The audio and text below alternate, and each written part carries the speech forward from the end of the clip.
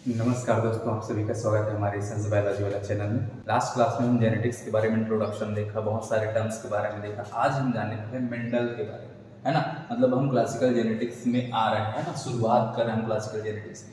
तो सबसे पहले हम देखें मेंडल के लॉ के बारे में, मेंडल ने जो नियम दिए हैं उसके बारे में, ठीक है। तो सबसे पहले हम देखेंगे मेंडलिज्म, है ना। मेंडल के द्वारा जो नियम दिए गए उसको बोला जाता है मेंडलिज्म। क्या बोला जाता है? मेंडलिज्म, ठीक है।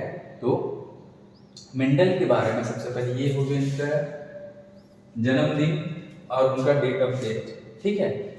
ग्रेगर जॉन मेंडल को फादर ऑफ जेनेटिक्स कहा जाता है ना। क्या बोला जाता है? फादर ऑफ जेनेटिक्स, है ना, जेनेटिक्स के पिता।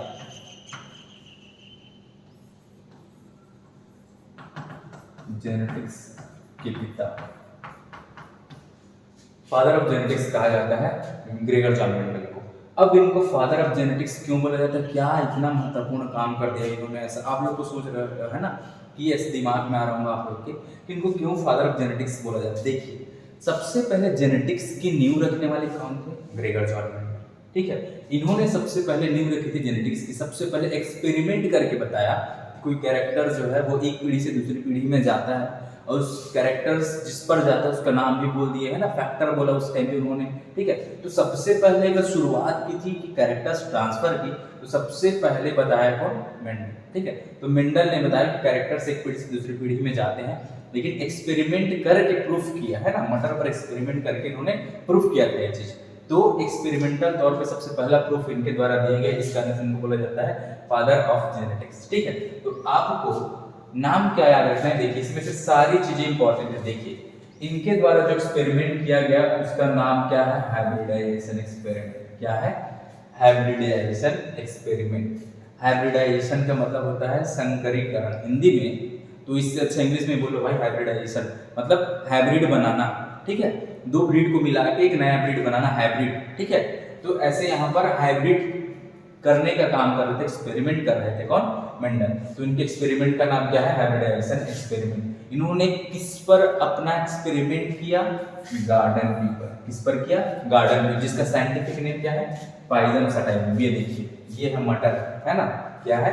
मटर, मटर मटर, चल मटर टमक, चलो ये है मटर।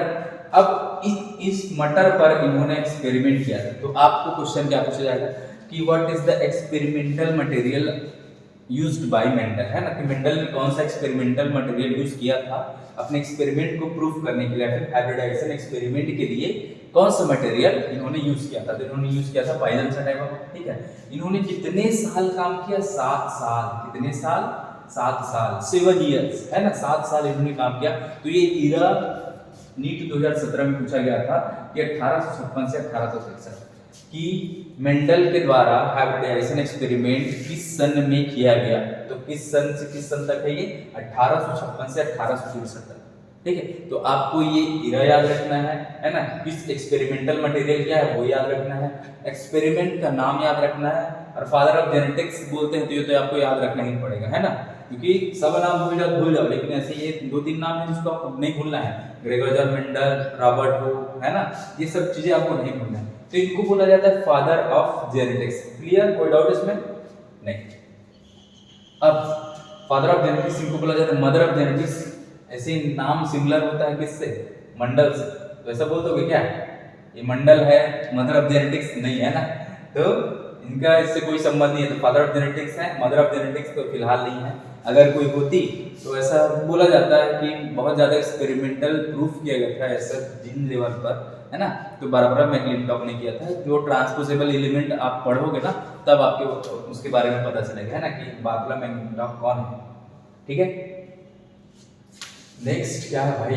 देखिए, आपको इसमें क्या मार्क करके रखना है? देखिए, आपको मार्क करके रखना है ये 1865 में इन्होंने, मतलब मेंडल ने अपना जो काम है वो पब्लिश किया था। क्या किया था? पब्लिश किया था इन्होंने 1856 में। तो उन्होंने जो पेपर प्रस्तुत किया था उसका नाम क्या था, उसका टाइटल क्या रखा? ये है टाइटल, ये है टाइटल, ये title. Experiments in plant hybridization, ये देखिए यहाँ पर है ना, experiments in plant hybridization by Gregor Mendel, ठीक है। तो इनके द्वारा ऐसा एक पेपर प्रस्तुत किया गया था, उसका टाइटल रखा था इन्होंने एक्सपेरिमेंट्स इन प्लांट हाइब्रिडाइजेशन, ठीक है। कब प्रस्तुत किया था? 1865। तो आपको ये दो चीजें याद रखना है, एक नाम टाइटल कौन सा है, एक है सन, कौन सा सन में दिया था, ठीक है। अब मेंडल ने अपने द्वारा जो एक्सपेरिमेंट किया गया था, जो रिजल्ट है उस सबको एक साथ मिला के एक ऐसे प्रिंसिपल बना दिया, उसको बोला जाता है प्रिंसिपल्स ऑफ इनहेरिटेंस, है ना, जिसको हम आज मेंडल के नियम के रूप में जानते हैं। किस रूप में जानते हैं? मेंडल के नियम के रूप में, ठीक है। अब मेंडल 1884 में स्वर्गवासी हो गए, है ना।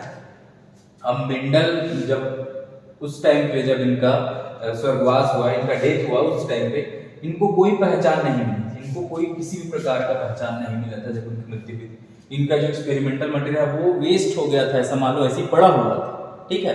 किसी ने उस पर ध्यान नहीं दिया, इसलिए ध्यान नहीं दिया क्योंकि उस टाइम पे ना लोग ना डार्विन के द्वारा जो दी गई थ्योरी थी ना कि ओरिजिन ऑफ स्पीसीज की उत्पत्ति कैसे होती है, तो लोग उसमें खोए हुए थे कि भाई ओरिजिन बता रहा है स्पीसीज का, डार्विन ये बता रहा है, वो बता रहा है, तो सब के सब किस पर फोकस कर रहे थे? डार्विन के ऊपर। तो इनके ऊपर किसी ने ध्यान नहीं दिया उस टाइम पे, तो इस कारण से इनको किसी प्रकार की पहचान नहीं मिली अपने काम के लिए, ठीक है। अब बाद में आपको ये नाम याद रखना है ना, रीडिस्कवरी, कि रीडिस्कवरी मेंडल की किसके द्वारा की गई थी। तो ये तीन नाम है, Hugo de Vries, Carl Lawrence and Ericsson, है ना। इन्होंने रीडिस्कवर किया था मेंडल के एक्सपेरिमेंट को। तो आपको इन साइंटिस्ट के चेहरे दिखा देते हैं, देखिए ध्यान से देखिए, क्या ये है, ये भाई ह्यूगो डू व्रीज, ये है कार्ल लॉरेंस और ये है एरिक्सन, ठीक है। तो ये होंगे ये तीन साइंटिस्ट ने रीडिस्कवरी किया था मेंडल के काम, ठीक है। तो ये एक्सपेरिमेंट जो उनके द्वारा किया गया था, इन तीनों साइंटिस्ट ने जो मिलकर एक्सपेरिमेंट किया है वो देखिए हाइब्रिडाइजेशन एक्सपेरिमेंट बाय मेंडल, मतलब ये जो तीन साइंटिस्ट उन्होंने किया था उस पर उन्होंने ये बताया था कि उनका जो काम है वो किस पर बेस्ड है, कैसे उन्होंने हाइब्रिडाइजेशन एक्सपेरिमेंट किया। तो देखिए उन्होंने क्या यूज किया था, स्टैटिकल एंड मैथमेटिकल लॉजिक्स, है ना।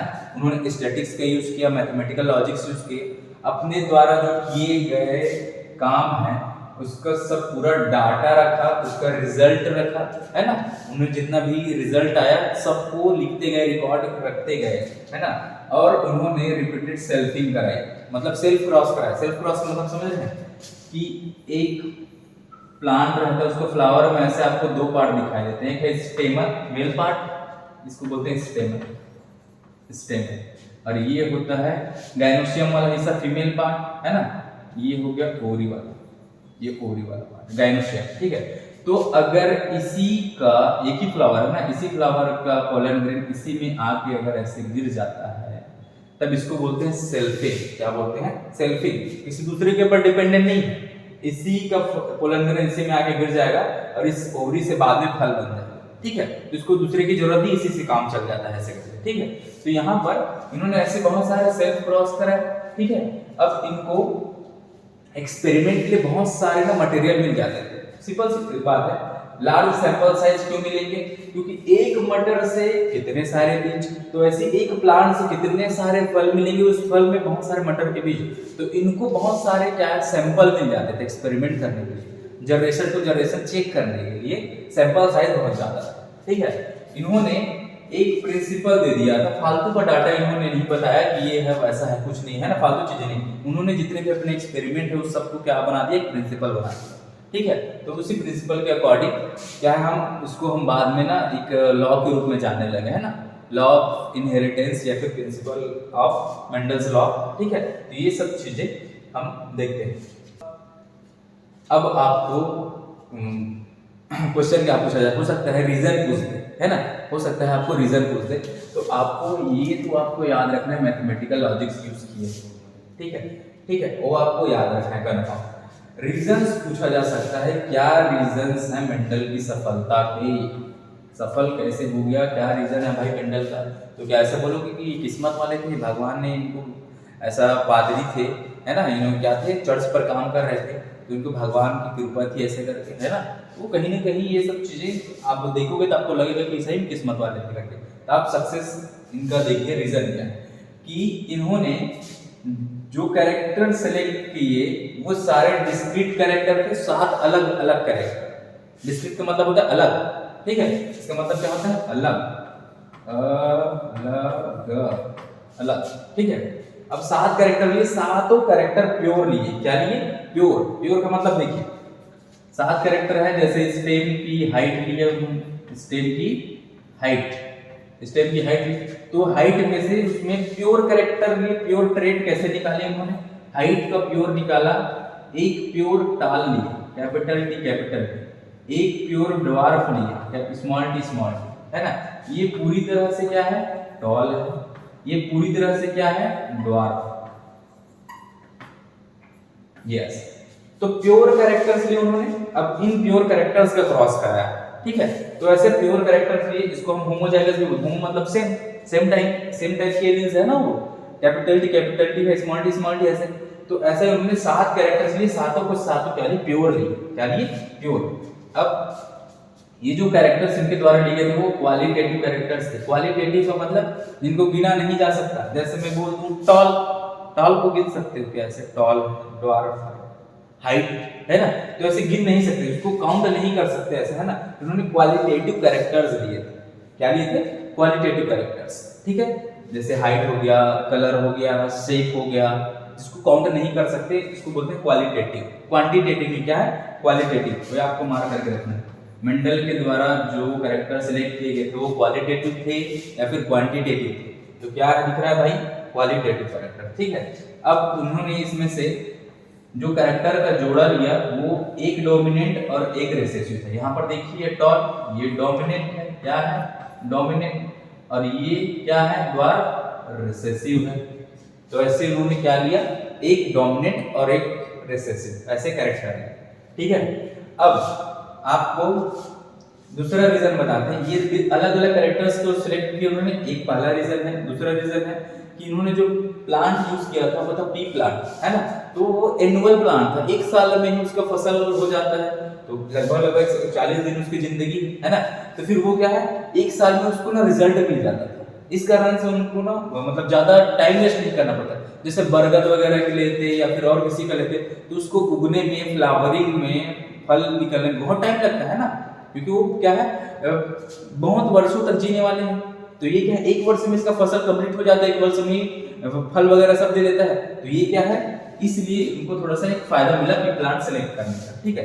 अब ये जो पी प्लांट है वो बाइसेक्सुअल फ्लावर है। बाइसेक्सुअल का मतलब समझ रहे हैं ना, जिसमें मेल और फीमेल दोनों पार्ट है, ठीक है। इसमें बता रहे हैं यहाँ पर ये है ये ऐसा स्टेमन भी हो और ये फीमेल पार्ट भी हो, ओरी वाला हिस्सा, इसको बोलते हैं बाइसेक्सुअल फ्लावर। तो पी प्लांट तो ऐसा ही रहता है, ठीक है, बाइसेक्सुअल फ्लावर, जिसमें सेल्फ पॉलिनेशन का मतलब इसका पोलन ग्रेन इसी में आगे गिर सकता है। तो ये इजी हाइब्रिडाइजेशन, इजी का मतलब होता है कि इन्होंने एक प्लांट लिया, ये मान लो टॉल प्योर, यहाँ पर है ड्वार्फ प्योर, ठीक है। अब इन दोनों का फ्लावर लेके ऐसा ना क्रॉस कराया, मतलब इसका पोलन ग्रेन निकाल के इसमें छिड़क दिया। अब इन्होंने ऐसा इसको उगने दिया, बाद में उसके द्वारा जो बीज बने उस बीज को उगा के देखा, ठीक है। तो उसमें अगर किसी प्रकार का चेंज नजर आया ना तो उसको हम बोल देंगे ऐसे ना हाइब्रिड है, एक प्योर का एक प्योर ड्वार्फ का, ठीक है, एक प्योर टाल है एक प्योर ड्वार्फ है। तो दोनों का अगर हम क्रॉस करा रहे हैं तब इससे हाइब्रिड बनता है। क्या बनता है? हाइब्रिड। तो इसको इन्होंने बोला कि इजी हाइब्रिडाइजेशन है, इजी हाइब्रिड बना सकते हैं अपन, तो ऐसा, ठीक है। अब इसको आसानी से कल्टीवेट कर सकते हैं क्योंकि एक साल का है ना, ये जो भी प्लांट है वो एक साल का रहता है, शॉर्ट लाइफ साइकिल लगभग 140 दिन की जिंदगी है। और F1 हाइब्रिड्स आर फर्टाइल। अब देखो यहाँ पर जो प्लांट, हम दो प्लांट अलग अलग है, एक टॉल है ड्वार्फ, उसको क्रॉस कराते हैं तो उसके द्वारा जो प्लांट बनता है ना, तो वो स्टेराइल नहीं रहता, वो कैसा रहता है, फर्टाइल रहता है। देखो एक यहाँ पर एक टॉल प्लांट है, एक यहाँ पर ड्वार्फ प्लांट है, इसका क्रॉस कराने पर हमको एक प्लांट मिलता है, तो जो डोमिनेंट रहता है उसका आता है, तो ये पहला टाल ही मिलता है अपने को, है ना। तो ये जो प्लांट बना है इन दोनों के क्रॉस कराने पर, तो ये प्लांट क्या फर्टाइल है। फर्टाइल का मतलब इससे आगे बच्चे पैदा हो सकते हैं, मतलब इसमें कोई दिक्कत वाली बात नहीं। ठीक है, ठीक है, समझ में आ गया होगा आप लोग के। तो ये हो गया आपका मेंडल के बारे में इंट्रोडक्शन, रीजन क्या थे इसके, हाइब्रिडाइजेशन एक्सपेरिमेंट क्या था, कौन रीडिस्कवरी किए थे। ठीक है, अब नेक्स्ट आपको ना 7 कैरेक्टर जो उन्होंने सेलेक्ट किए थे ना वो लिखवा दो। 7 कैरेक्टर देखिए, इजी लिख लोगे भाई, इजी। देखिए कितने कैरेक्टर लिए, 7 कैरेक्टर, 7 कैरेक्टर्स। कितने कैरेक्टर्स हैं, 7 कैरेक्टर्स। अब आपको इसमें से निकालना है कितने चीज, 4 चीज। एक निकाल लो हाइट, ओके, एक ले लो, हम ले रहे हैं फ्लावर, ले रहे हैं, मान लो क्या ले रहे हैं, फ्लावर। ठीक है, ये क्या है, फ्लावर। दूसरा ले रहे हैं अपन फल, फ्लावर से क्या बनेगा भाई, फल तो बनेगा, है ना, फूल से ही फल बनता है। तो यहाँ पर इसका फल को बोलते हैं पॉड, क्या बोलते हैं, पॉड। तीसरा हम ले रहे हैं अपने पास सीड, फल से फिर क्या हमें मिलेगा, सीड। तो सिंपल सी बात, मेंडल सबसे पहले खेत में गए, 2 खेत में उन्होंने एक प्योर टॉल, एक प्योर डॉर्फ रखा हुआ था मटर का, है ना। अब इन्होंने सबसे पहले जो ऑब्जर्व करने वाली चीजें क्या है, बाहर से देखने पर तो यहाँ इसका पौधा बड़ा बड़ा, इसका पौधा छोटा छोटा, ऐसा ऑब्जर्व करने के लिए, है ना। तो ऐसा ऑब्जर्व किया उन्होंने। उसके बाद एक प्लांट में आप देखते क्या हो, तो आकर्षित क्या करता है आपको, फ्लावर। तो उन्होंने फ्लावर देखा, ठीक है। अब उसके बाद में उसी पर ऑब्जर्व किया कि फ्लावर से बाद में किस प्रकार के फल बने, फल के अंदर कैसे बीज बने। तो यही चीजें हैं, आपको केवल क्या याद रखना है, देखिए एक हाइट याद रखना है, एक फ्लावर याद रखना है, एक पॉड याद रखना है और एक सीड। अब इसी का 7 कैरेक्टर कैसे, ये हाइट का तो कैरेक्टर 1 हो गया, फ्लावर से रिलेटेड 2 कैरेक्टर इन्होंने निकाले, कितने, 2। पहला क्या था, फ्लावर का कलर निकाला उन्होंने, क्या लिया, फ्लावर का कलर। दूसरा लिया उन्होंने फ्लावर का पोजीशन, पॉड लिया, पॉड के भी 2 कैरेक्टर्स लिए उन्होंने, पॉड का कलर लिया, पॉड का शेप लिया, क्या लिया, शेप। सीड है, सीड का भी उन्होंने कलर लिया और सीड का शेप। देख रहे हैं, एकदम सिंपल, इजी नहीं है, आपको 7 कैरेक्टर्स आसानी से याद होंगे फट से। एक फ्लावर में रहना है, फ्लावर से फल बनेगा, फल से बीज बनेगा, ये ध्यान रखना है। तो फ्लावर के लिए 2 कैरेक्टर्स लिए भाई, एक फ्लावर का कलर लिया, दूसरा फ्लावर किस जगह पर दिखाई दे रहा है आपको, क्या वो टिप में दिखाई दे रहा है कि यहाँ पर ऐसे ब्रांचेस के पास दिखाई दे रहा है, तो ऐसा दिखाई दे, फ्लावर का पोजीशन देखा। पॉड मतलब जो फल है उसका शेप कैसा है, क्या वो एकदम स्मूथ है, उसके ऊपर में कुछ पिंपल वगैरह नहीं है, पिंपल का मतलब समझना, किसी भी प्रकार का ऐसा उभार वगैरह नहीं है ना। और एक है कलर, कलर में मतलब वो ग्रीन है कि येलो है, पॉड उसका जो फल है वो देखे। सीड में देखा कलर कि सीड का कलर कैसा, येलो कलर का सीड है कि ग्रीन कलर का सीड है। ऐसा आप मटर देखोगे ना, मटर ऐसे येलो कलर का भी आता है ना, और ग्रीन कलर का भी आता है। तो ऐसे उन्होंने क्या किया, ऐसे कलर देखा और उसका शेप देखा, सीड का शेप, एक जो पूरी तरह से राउंड है और एक जिसके बाहर में ऐसा रिंकल रहते हैं, ऐसा रिंकल। तो अभी आपको ना ऐसा डायग्राम दिखाऊंगा तो आप समझ जाओगे। देखिए आपको केवल ये याद रखना है, प्लांट की हाइट, कलर, पोजीशन फ्लावर का, पॉड का कलर, शेप, सीड का कलर, शेप। तो ये दोनों तो सेम ही है, फल और ये बीज वाला तो सेम ही है, मान लो दोनों का कलर देखना है और शेप देखना है। इसका भी कलर देखना है फ्लावर का, लेकिन आपको एक्स्ट्रा क्या ध्यान में रखना है, पोजीशन कि कहां पर वो था, फ्लावरिंग कहां हुआ, ठीक है। चलिए अब देखिए, ये है भाई स्टेम की हाइट। इसमें आप देख सकते हैं इन्होंने क्या देखा कि एक टाल प्लांट, एक ड्वार्फ प्लांट, है ना। स्टेम की हाइट दो दिए, है ना, एक डोमिनेंट और एक रिसेसिव। नेक्स्ट फ्लावर का कलर देखा, फ्लावर का कलर में देखिए क्या है, एक पर्पल फ्लावर है, वायलेट, और एक है व्हाइट फ्लावर। तो यहाँ पर ये डोमिनेंट है, ये रिसेसिव है, ठीक है। नेक्स्ट क्या है, फ्लावर का पोजीशन, यहाँ पर आप देख सकते हैं एक्साइल फ्लावर ये डोमिनेंट है, टर्मिनल फ्लावर ये रिसेसिव है। एक्साइल का मतलब एक्सिस, जहां से ब्रांच बनती है उस जगह से अगर फ्लावरिंग हो रही है तो इसको बोलेंगे एक्साइल, एक्सिस के पास से निकल रहा है, ठीक है, एक्सिस जहां से ब्रांच निकलती वहां पर। और टर्मिनल फ्लावर का मतलब यहां से ब्रांच निकला उसके टिप में, किसमें, टिप में, या फिर इसके टिप में। टिप में अगर फ्लावरिंग हो रही है उसको बोलेंगे टर्मिनल फ्लावर, टर्मिनल का मतलब क्या होता है? लास्ट, किनारा, ठीक है। तो पॉड का शेप ये है, अपन फल की बात कर रहे हैं तो एक ऐसा फल जिसकी देखिए एकदम स्मूथ है भाई, एकदम चिकना है ना, उसको बोलते हैं इन्फ्लेटेड। ये हो गया डोमिनेंट, ठीक है। और दूसरा हो गया कंस्ट्रिक्टेड। कंस्ट्रिक्टेड का मतलब समझ रहे हैं ना, मूंगफली देखे हैं? मूंगफली, मूंगफली नहीं देखे हैं क्या? ये देखो, ये ऐसा रहता है मूंगफली,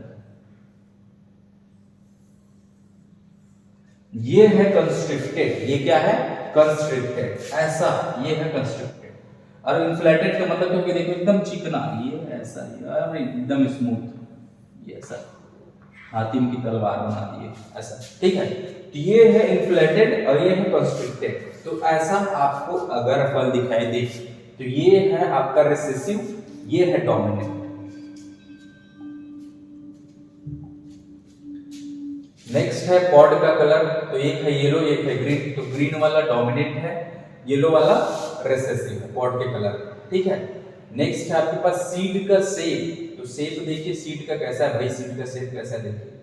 सीड का शेप है राउंड, अगर ये गोल गोल है सीड एकदम मस्त, खाने में मजा आ जाता है ऐसा, है ना, राउंड है, तो इसको हम बोलेंगे डोमिनेंट। क्या है? डोमिनेंट। नेक्स्ट है रिंकल। रिंकल का मतलब होता है ऐसे देखो, इसकी स्किन ऐसे ना मुरझा गई है, ऐसे चिपक चिपक गया है ना, ऐसे, तो इसको हम बोलते हैं रिंकल। तो ये हो गया रिसेसिव। तो सिर्फ दो प्रकार के शेप, एक है राउंड, एक है रिंकल, है ना।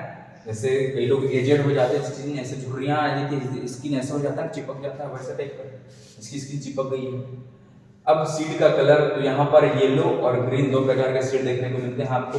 येलो डोमिनेंट है, ग्रीन रिसेसिव है, आपको ये ध्यान रखना है, ठीक है।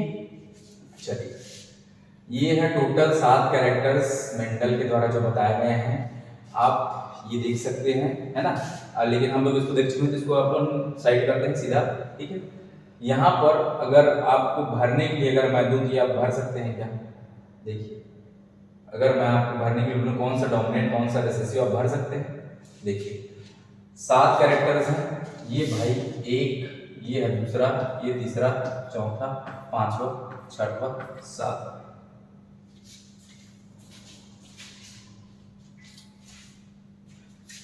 ये है सातवां, ठीक है। 7 कैरेक्टर्स इन्होंने दिए। अब एक कैरेक्टर कैसे दो रूप लिए होंगे, प्योर फॉर्म, है ना, एक था डोमिनेंट एक था रिसेसिव, ऐसा, ठीक है। तो एक है किससे संबंधित? फूल से संबंधित एफ, एक है पॉड से संबंधित पी, और एक है सीड से संबंधित, इसको हम बोलेंगे एस। एफ पी एस याद रखना है, बात खत्म करो, है ना। सबसे पहले आप खेत में जाना है, प्लांट की हाइट देख ली, उसके बाद फूल से इधर उधर नहीं जाना, पत्ती में नहीं जाना है, नहीं और पेड़ की मोटाई में नहीं जाना, क्या जाना? फूल में जाना, फूल का कलर देखना, है ना, फूल कहाँ पर होगा वो देखना। उसके बाद आप क्या करोगे? सबसे पहले फूल से जो फल बनेगा उसको देखो, तो फल कैसा बन रहा है, चिकना बन रहा है, कैसे कॉन्स्ट्रिक्टेड बन रहा है वो देखोगे, ठीक है। उसका फल का कलर, ठीक है। तो यहाँ पर देखिए स्टेम हाइट में क्या है? डोमिनेंट। डोमिनेंट कौन सा है? स्टेम की हाइट में एक है टॉल, जिसको हम प्योर फॉर्म लिख देते हैं ऐसा टी। एक है रिसेसिव ड्वार्फ, इसको हम लिखते हैं स्मॉल टी। फ्लावर का कलर में एक है आपके पास पर्पल, तो यहाँ पर कैपिटल पी लिख दो। यहाँ पर है वाइट, तो इसका डोमिनेंट क्या लिखेंगे? स्मॉल पी, ठीक है। फ्लावर का पोजीशन, तो ये है एक्साइल, इसको आप कैपिटल ए लिखिए। इसके बाद है ये टर्मिनल, इसको आप स्मॉल ए लिख दीजिए। पॉड का शेप, तो शेप कैसा है भाई? इन्फ्लेटेड, डोमिनेंट इन्फ्लेटेड, इसको आप कैपिटल आई लिखिए। और दूसरा है आपके पास कॉन्स्ट्रिक्टेड, ये है आपका स्मॉल आई। प्योर फॉर्म है ना, देखिए प्योर फॉर्म, सबके प्योर फॉर्म है, होमोजेनियस, ठीक है। पॉड का कलर कैसा है? एक है आपके पास ग्रीन, इसको कैपिटल जी लिख लो। उसके बाद है एक का है येलो, तो इसको आप लिख लो स्मॉल जी, ठीक है। यहाँ पर सीड में आते हैं, सीड का शेप कैसा था? सीड का शेप था राउंड सीड था, तो कैपिटल आर। दूसरा था कैसा, रिंकल्ड, रिंकल्ड, इसको आप देखो स्मॉल आर स्मॉल। सीड का कलर, तो सीड का कलर कैसा है, येलो डोमिनेंट है ना, येलो डोमिनेंट है, इसको आप कैपिटल वाई लिख सकते हैं ऐसा। इसके बाद है ग्रीन, ग्रीन रिसेसिव है, तो ये हो गया स्मॉल वाई स्मॉल वाई। तो ये हो गया आपके पास 7 कैरेक्टर्स। नीट 2017 में क्या पूछा गया था कि इसके अलावा अगर कोई एक्स्ट्रा कैरेक्टर अगर दे, स्टेम की हाइट, फ्लावर और ये पॉड और ये सीड के अलावा, मान लो ट्राइकोन दे दिया गया है ना 2017 में, इस 7 के अलावा एक्स्ट्रा कैरेक्टर दे, मतलब फूल, फल, बीज और ये हाइट के अलावा एक्स्ट्रा कुछ भी चीज दे, पत्ती का दे, ट्राइकोन दे, है ना, चाहे एपिडर्मिस, कुछ भी दे, वो सारा का सारा क्या है आपको राउंड करना है ना। ये 7 कैरेक्टर्स आपको याद रखना है और कुछ नहीं रखना है। इसके अलावा कोई भी कैरेक्टर देता है तो सब राउंड। क्लियर?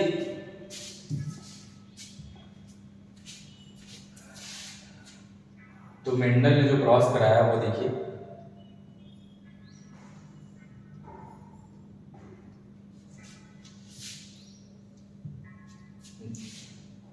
मेंडल ने जो क्रॉस कराया उसके बारे में देखिए। मेंडल ने जो क्रॉस कराया वो कैसे कराया, इन्होंने प्योर फॉर्म लिए थे। क्या लिए थे? Pure form.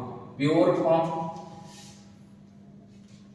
प्योर टॉल और प्योर डॉर्फ, प्योर फॉर्म का क्रॉस कराया। तो वो पेरेंट्स है, मान लो ये क्या है, ये पेरेंट्स है, मतलब इनका क्रॉस कराएंगे, इनसे जो बच्चे होंगे उसके बारे में हम फिर पढ़ेंगे।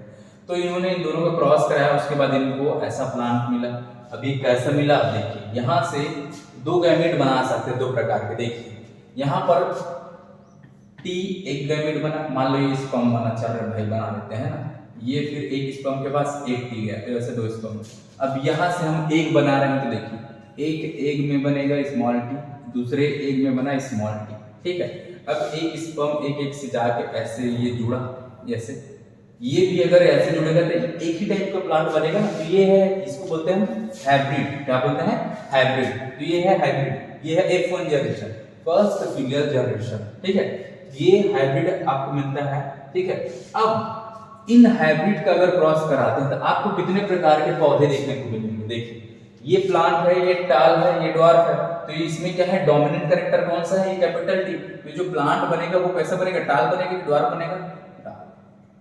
ड्वार्फ नहीं, क्योंकि ड्वार्फ अपने आप को एक्सप्रेस तब कर पाता है जब ये दोनों साथ में, दोनों स्मॉल होता है। लेकिन अगर एक डोमिनेंट रहता है तो जो डोमिनेंट है उसका कैरेक्टर नजर आता है, ठीक है। अब हमने इसका और इसका क्रॉस करा दिया, दोनों सेम टाइप का है ना, सेल्फ पॉलिनेशन, ठीक है। अब यहाँ पर F2 जनरेशन में हम कैसे प्लांट दिखाई देंगे, देखिए यहाँ पर हमने ये वाला यहाँ पर प्लॉट कर दिया, इस वाले को हमने यहाँ पर प्लॉट कर दिया, ठीक है। तो यहाँ पर देखिए एक टी स्मॉल टी, एक कैपिटल टी, एक स्मॉल टी, ऐसा रखा। अब पौधे कैसे प्राप्त होंगे देखिए F2 जनरेशन में ना, दूसरा जनरेशन में कैसे पौधे देखिए, यहाँ पर है एक कैपिटल टी इसका, यहाँ इसका कैपिटल टी, यहाँ पर है एक टी ये वाला और ये है स्मॉल टी, यहाँ पर है एक कैपिटल टी और ये है स्मॉल टी, यहाँ पर है एक स्मॉल टी, ये है स्मॉल टी।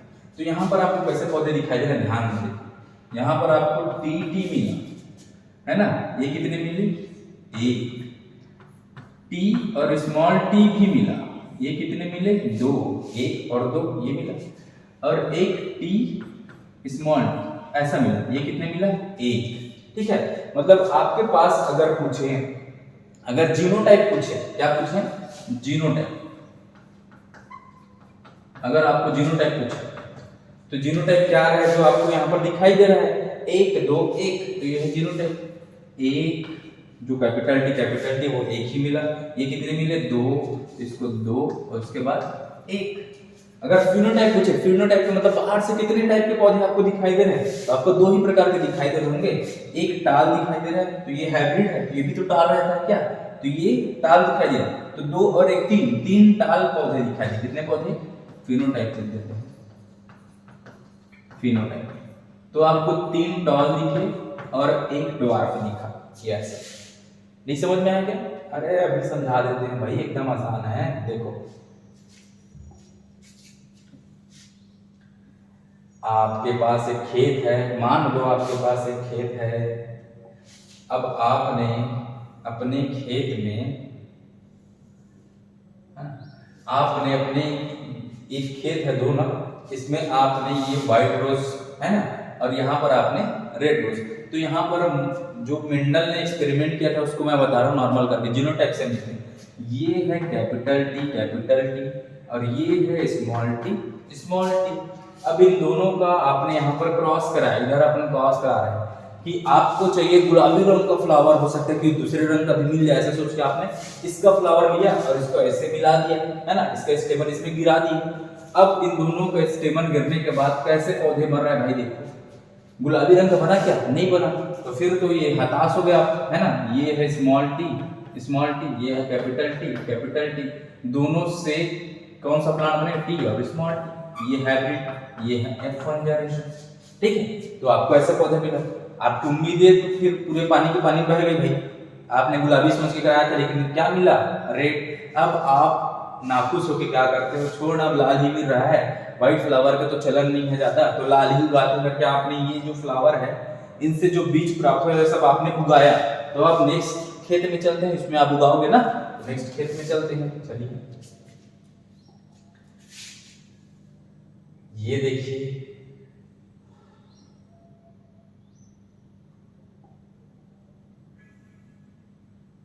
ये देखिए, अब आपके पास एक खेत में पूरा ऐसे प्लांट है, पूरा ऐसे प्लांट है ना, एक खेत में पूरे ऐसे प्लांट। अब इनको उगाने के बाद आपने क्या किया, उस फ्लावर में खुद से सेल्फ पॉलिनेशन हुआ। सेल्फ पॉलिनेशन का मतलब समझ रहे हैं ना, कि इसी का स्टेमन इसी के पास आके गिरता है दूसरी जगह में, है ना। तो ऐसे आपने ऐसा मान लो ये दोनों एक ही खेत का प्लांट है, ऐसा, इसमें टोटल आपके पास कैसे प्लांट है, टी और स्मॉल टी वाले, पूरा उसी में वैसे उगाया। ठीक है, अब इन दो फ्लावर की जगह आप क्रॉस कराते हो, है ना, एक का स्टेमन इसमें डाल देते हैं या फिर इसी का जो स्टेमन का हिस्सा है पोलन ग्रेन्स इसी में आके गिर रहा है, इसको बोलेंगे सेल्फ क्रॉस। क्या बोलेंगे, सेल्फ क्रॉस। तो यहाँ पर आपको कितने प्रकार के पौधे दिखाई दे, देखिए आपने क्या किया, सिर्फ आपको बहुत सारे लाल गुलाब प्राप्त हुआ ऐसे सोच के आपने लगा दिया इसको ऐसे, ठीक है, लेकिन आपको क्या मिला, देखिए 3 लाल दिखाई दिए। क्या दिखाई दिए, 3 लाल, और एक सफेद भी दिखाई दिया, लेकिन आपने तो सफेद उगाया ही नहीं भाई, इसमें टोटल क्या है, रेड फ्लावर, तो सफेद कैसे आ गया, शॉकिंग है ना। तो यहाँ पर आप देखिए ये कैसे आता है कि इन दोनों का क्रॉस कराने पर, ये है F1 जनरेशन का, इन दोनों का क्रॉस कराने पर आपको F2 जनरेशन मिलेगा। ये क्या है, F2 जनरेशन। तो क्या कौन कौन से पौधे दिखाई दी, देखिए एक कैपिटल टी प्योर फॉर्म, एक कैपिटल टी स्मॉल टी, एक कैपिटल टी स्मॉल टी, और ये हो गया स्मॉल टी। इससे पहले जो हमने क्रॉस कराया था ना, सेम वही यहाँ पर बताया गया, ऐसे एक बॉक्स बनाया था, ऐसे यहाँ पर ऐसे रखे थे, एक टी स्मॉल टी, एक टी स्मॉल टी, यहाँ पर टी मिला, यहाँ पर क्या मिला, टी स्मॉल टी मिला, यहाँ पर टी स्मॉल टी, यहाँ पर स्मॉल टी, ऐसा। तो वही चीज यहाँ पर भी दिखाई दे रही है ना। तो कलर कितने दिखाई दे रहे हैं आपको, 2, कितने, 2। तो 3 ठो कितने दिखाई दे रहे, लाल कलर वाले, ये कितने हैं, 3 ठो लाल कलर वाले, और एक क्या दिखाई दे रहा है आपको, सफेद कलर का। तो ये जो कलर आपको दिखाई दे रहा है ना, ये है फिनोटाइप। अगर जीनोटाइप पूछे तो कैसा जीनोटाइप, जीन सेम कैसे, देखिए कैपिटल टी कितने हैं, इसमें देखिए 1 है तो 1 लिख लो भाई। कैपिटल टी और स्मॉल टी वाला कितना है, 1, और 2 जगह और कहीं है क्या, नहीं, तो 2 जगह है तो यहाँ पर लिखेंगे 2, और स्मॉल टी कितने हैं, 1 जगह। तो ये जो आपको ये दिखाई देता है ऐसा टी वाला, इसको बोलते हैं जीनोटाइप, और जो कलर में दिखाई दे रहा है या फिर जो बाहर से आपको दिखाई दे रहा है उसको बोलेंगे क्या, फिनोटाइप। तो ये जो है 3:1 ये फिनोटाइपिक रेशियो है, और ये जो 1:2:1 वो है जीनोटाइपिक रेशियो। तो आपको ये खेत है उसमें 3 जगह पर ऐसे रेड रोज दिखाई देंगे और एक जगह पर व्हाइट रोज दिखाई देगा। क्लियर है ना, कोई डाउट नहीं इसमें।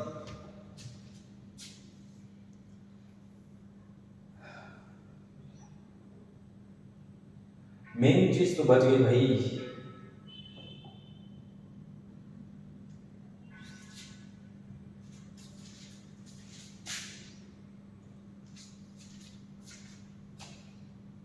अब आप देखिए मेंडल ने अपने एक्सपेरिमेंट के बाद जो ऑब्जर्व किया या फिर जो रीडिस्कवरी किया गया था, है ना, 3 साइंटिस्ट के द्वारा, तो उनको ऑब्जर्वेशन क्या था, उनको क्या क्या रिजल्ट मिले, वो चीजें देखिए। F1 generation resembles either of the parent, मतलब F1 जनरेशन जो पहला जनरेशन का जो पौधा है वो दोनों पेरेंट में से एक से समानता रखता है। सही बात है, ये बिल्कुल यही हुआ था, है ना। जब आपने कैपिटल टी का क्रॉस कराया था स्मॉल टी से, तो आपको टी और स्मॉल टी ऐसा मिला था। ये टाल प्लांट था, ये ड्वार्फ प्लांट था, जो फर्स्ट जनरेशन था F1, है ना, ये कैसा था, ये भी टाल था। तो इसमें तो ये बोला गया है लाइन क्या है, F1 generation resembles either of the parent, है ना, कि ये जो F1 जनरेशन है वो दोनों पेरेंट्स में से एक से समानता रखता है। बिल्कुल रख रहा है, ये टाल है, यहाँ के एक पेरेंट भी तो टाल है ना, तो दोनों से समानता नहीं है, केवल एक से समानता है, वो भी किससे, जो डोमिनेंट है उससे। ठीक है, ये हो गया एक लाइन, ये ऑब्जर्व किया। दूसरा लाइन क्या ऑब्जर्व किया उन्होंने, देखिए कि F2 generation resembles both parent completely. अब जो F2 जनरेशन मिला, मतलब यहाँ पर हमने इसका क्रॉस कराया T और T, ऐसे दोनों का क्रॉस कराया, तो आपको जो जनरेशंस मिले वो कैसे मिले, यस, एक मिला था कैपिटल टी, एक था capital T small T, capital T small T, और एक था स्मॉल टी स्मॉल, ये ऐसा मिला था। ये F2 जनरेशन क्या है, F2 जनरेशन। ठीक है, अब आपको क्या मिला, देखिए F2 में क्या बोला है कि इन F2 generation number of one progeny is more, है ना। यहाँ पर क्या बोला गया, देखिए कि F2 जनरेशन दोनों पेरेंट से कंप्लीटली समानता रखता है। देखिए एकदम स्पष्ट है ना, यहाँ पर एक प्योर फॉर्म है, एक दूसरा भी प्योर फॉर्म है, और इनके पेरेंट्स के अगर शुरू में जाके देखें, देखिए प्योर फॉर्म मिला, प्योर डाल, इधर प्योर डाल, ऐसे। तो आपको ऐसे प्योर फॉर्म कब मिलेंगे, F2 जनरेशन, मतलब F2 जनरेशन में दोनों पेरेंट्स से समानता रखने वाले प्लांट मिल रहे हैं, है ना। लेकिन F1 में क्या था, केवल एक पेरेंट से समानता था, लेकिन F2 में क्या है, दोनों पेरेंट से समानता दिखाई दे रही है। ठीक है, ये हो इन F2 generation number of one progeny is more. सही बात है, देखिए व्हाइट प्लांट कितने दिखाई दे रहे हैं, मतलब ड्वार्फ प्लांट कितने दिखाई दे रहे हैं आपको, एक। टाल प्लांट कितने दिखाई दे रहे हैं, 3। तो 3 और 1 का रेशियो बहुत ज्यादा अंतर नहीं है इसमें, है ना। यहाँ पर 3, यहाँ पर 1, तो इसी चीज को यहाँ पर बोला गया कि F2 जनरेशन में एक जो प्लांट है ना, उसका ज्यादा मात्रा आपको प्राप्त होता है, मतलब टाल प्लांट आपको ज्यादा प्राप्त होते हैं ड्वार्फ प्लांट की तुलना में। क्लियर। नेक्स्ट, जीनोटाइप क्या मिला, 1:2:1, बिल्कुल सही। फिनोटाइप क्या मिला, 3:1, यही मिला था और कुछ नहीं। कंक्लूजन, ये जो कंक्लूजन है ये आपको याद रखना है, कंक्लूजन, है ना। इसी चीज को तो नियम बना दिया गया, जिनके द्वारा जो रिजल्ट ऑब्जर्व किया गया था, जो रिजल्ट बताया गया था, उसी को नियम बना दिया गया था। तब मेंडल ने क्या बोला था कि कुछ ऐसा है जो स्टेबली पास होता है अनचेंज्ड मैनर में, है ना, मतलब बिना बदले कुछ ऐसा है जो पास होता है पेरेंट टू प्रोजेनी, है ना, मतलब कुछ ऐसी चीज है जो पेरेंट्स से बच्चों में ट्रांसफर होती है। उस चीज को उन्होंने उस टाइम पे नाम दिया था फैक्टर। क्या है, फैक्टर। ये फैक्टर एक ऐसा चीज है जो पेरेंट्स से प्रोजेनी में पास होती है बिना बदले, है ना, अनचेंज्ड मैनर में स्टेबली पास होता है। ठीक है, तो फैक्टर जो है, अब उन्होंने इसके बारे में बताया कि फैक्टर जो है वो पेयर में रहते हैं, पेयर में रहते हैं ना। यदि देखिए कैपिटल टी स्मॉल टी, तो ऐसे ही क्या है, पेयर में, तो फैक्टर्स पेयर में रहते हैं। ये ट्रेट को कंट्रोल करते हैं, ट्रेट मतलब ये प्लांट की हाइट को कंट्रोल करे ना, ये प्योर टाल है, ये प्योर ड्वार्फ है, ऐसे करके तो ये ट्रेट को कंट्रोल करते हैं। डिस्क्रीट यूनिट का मतलब कि ये अलग अलग रहते हैं। मान लो इसको गैमेट बनाना हो, यहाँ से एक टी अलग जाएगा, यहाँ से एक टी अलग जाएगा, तो ये अलग यूनिट है, एक अलग तरह से ऐसे ट्रांसफर होते हैं। ठीक है, ये फैक्टर्स अलग से ट्रांसफर होते हैं, अलग अलग, साथ में नहीं ट्रांसफर होते, मतलब एक स्पर्म में ऐसे टी ऐसे साथ में नहीं जाते, ऐसा नहीं बोला जा रहा है। यहाँ पर क्या बोला जा रहा है कि एक स्पर्म है, फिर एक है, उसमें एक टी ही जाएगा, दूसरे में एक टी जाएगा, ऐसे। ठीक है, ऐसे साथ में नहीं जाते, तो ये है डिस्क्रीट यूनिट। अब ये ब्लेंडिंग शो नहीं करते। ब्लेंडिंग का मतलब होता है अगर ये दोनों साथ में आ गए, ये दोनों ऐसे मान लो अगले जनरेशन में आए, तो टी और टी नेक्स्ट जनरेशन में अगर दिखाई दे रहा है, तो ये मिक्स नहीं होंगे, कोई नया कैरेक्टर नहीं बन जाएगा। ये दोनों क्या करते हैं, ब्लेंडिंग नहीं शो करते, मिक्सिंग शो नहीं करते। ठीक है, मिक्स नहीं होते। क्लियर हो गया। अब फैक्टर को बाद में फिर हम जीन ग्रुप में जाने लगे, तो आप पढ़ चुके हैं, है ना। ये कंक्लूजन भी बाद में मेंडल का लॉ बन गया, ये भी आपको मालूम है, इसको देख के पता चल जाता है, ठीक है। कोरेंस ने इनके द्वारा जो कंक्लूजन है उसको मेंडल का नियम बनाने के लिए बहुत ज्यादा योगदान दिया है ना, तो ये कोरेंस का नाम है। बाद में इस मेंडल के द्वारा जो दिए गए लॉ है उसको लॉ ऑफ हेरिडिटी भी बोला जाता है, ये जो कंक्लूजन है उसको मेंडल्स लॉ ऑफ हेरिडिटी भी बोला जाता है, या फिर लॉ ऑफ इनहेरिटेंस, ठीक है। चलिए नेक्स्ट,